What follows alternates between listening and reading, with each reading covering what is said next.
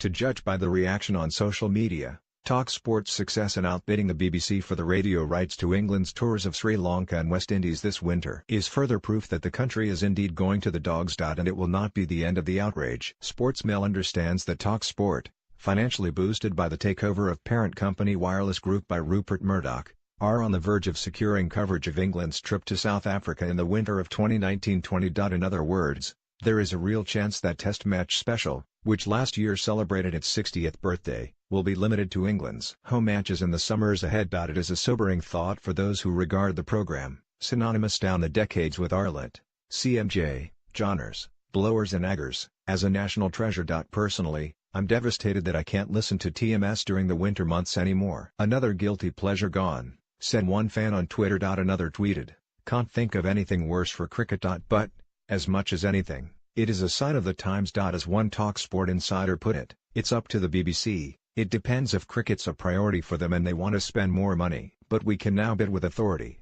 We're not just dipping our toe in the water." It's easy to forget that TalkSPORT are not newcomers, having covered England's tours of Pakistan in 2001 and South Africa 4 years later.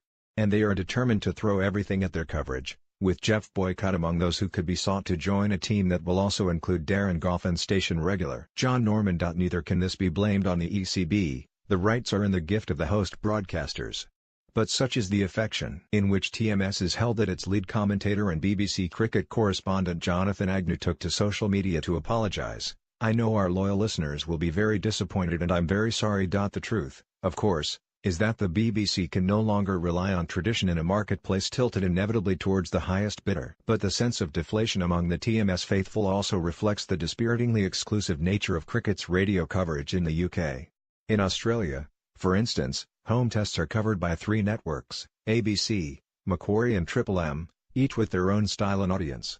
And although not all TMS listeners will warm to TalkSPORT's trademark mix of informality, banter and adverts, there's no reason they cannot attract a new demographic. The suggestion that giving them the rights to England's overseas coverage is like loaning Match of the Day to ITV reflects a widespread aversion to change. But judgment should be deferred, at least until the first one-day international in Sri Lanka on October 10.